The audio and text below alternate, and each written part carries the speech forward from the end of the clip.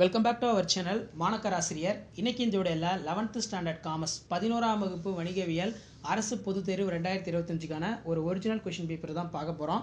So இந்த question பேப்பரை base பண்ணி தான் கொஷின்ஸ் எல்லாமே கேட்பாங்க. இது ஒரு மாடலாக பார்த்துக்கோங்க. So total mark 90 mark, 1 mark வந்து 20 1 மார்க் இருக்குது. புக் பேக் 1 மார்க் நல்லா படிச்சுக்கோங்க. புக் பேக் எப்படியும் வந்து பார்த்தோன்னா ஒரு 15 கேட்பாங்க. ரிமைனிங் ஒரு 5 மட்டும் இன்டீரியராக வந்து பார்த்தோன்னா கேட்பாங்க. ஸோ இந்த கொஷின் பேட்டர்னை பேஸ் பண்ணி தான் கொஷின்ஸ் எல்லாமே வந்து பார்த்தீங்கன்னா உங்களுக்கு வந்து எடுப்பாங்க. ஸோ மறக்காத வீடியோ ஃப்ரெண்ட்ஸுக்கு ஷேர் பண்ணிடுங்க.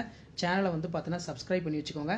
ஸோ இதில் 2 mark question compulsory, 3 mark question கம்பல்சரிலாம் எப்படி கேட்டிருக்காங்கன்னு சொல்லி 1 by 1 பார்க்கலாம். கண்டிப்பாக இந்த கவர்மெண்ட் ப்ரீவியஸ் இயரில் நடந்த கவர்மெண்ட் கொஷின் பேப்பரில் கூடிய கொஷினெல்லாம் நல்லா வெல் ப்ராக்டிஸ் பண்ணிட்டு போங்க. 1 மார்க்லாம் நல்லா படிச்சுட்டு போங்க. கண்டிப்பாக இதிலேருந்து நம்ம கொஷின்ஸ் வந்து பார்த்தீங்கன்னா 75% வந்து பார்த்தீங்கன்னா ரிப்பீட் ஆகிறதுக்கான பாசிபிலிட்டிஸ் ரொம்ப ரொம்ப அதிகமாக இருக்குது.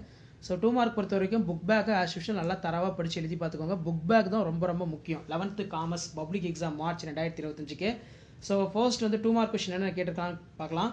பண்டமாற்று முறை என்றால் என்ன? Barter system. கூட்டாளி என்பவர் யார்? Who is called partner? துறைவார் எம்பக்களை 2 உதாரணங்கள் தருக, குறிப்பிடுக. ஏடிஎம் பற்றி நீர் அறிவது யாது? What do you mean by ATM? பண்டக காப்பங்களின் பணிகளை பட்டியலிடு. அஞ்சலக சேமிப்பு திட்டங்கள் 4. மறு ஏற்றுமதி வியாபாரம் என்றால் என்ன? வியாபாரத்தின் பொருள் தருக.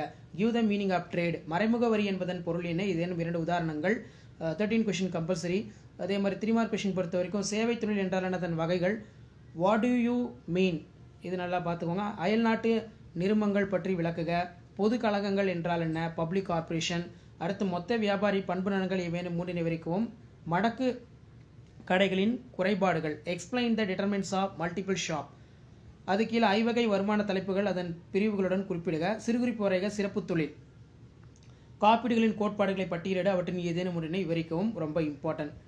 ஸோ அடுத்து பார்த்தோன்னா 5 மார்க் கொஸ்டின் 7 into 5 35. தொழில், சிறப்பு தொழில், வேலைவாய்ப்பு ஒப்பீடு. ஏதேனும் 5 தனிநபர் முதலீட்டு வழிகளை விளக்குக. தனியார் வணிகத்தின் சிறப்பியல்பு ரொம்ப முக்கியம். Explain the characters of sole trading business. அடுத்து பார்த்தீங்கன்னா நமக்கு எக்ஸ்பிளைன் 5 எசென்சியல் வேல்யூட் கான்ட்ராக்ட் ரொம்ப இம்பார்ட்டன்ட். துறைவாரி நிறுவனங்கள் ஏதேனும் 3 நிறைகள் மற்றும் குறைகளை விளக்குக. மொத்த வியாபாரிக்கும் சில்லறை வியாபாரிக்கும் உள்ள வேறுபாடு நல்லா படித்து எழுதி பாருங்க. அதே மாதிரி செயல்முறை விதிகள் என்றால் என்ன? செயல்முறை விதிகள் அடங்கி உள்ள பொருளாக்கங்கள் ஏதேனும் 5 எழுது. வணிக வங்கிகள் வழங்கப்படும் பல்வேறு வகையான கடன்களை பற்றி விவரிக்கவும். கூட்டாண்மை நிறுவனத்தை பதிவு செய்ய பின்பற்றப்படும் நடைமுறைகளை விவரிக்கவும். Explain the procedure registrations of partnership. உள்நாட்டு வியாபாரத்தின் இயல்புகள் யாவை?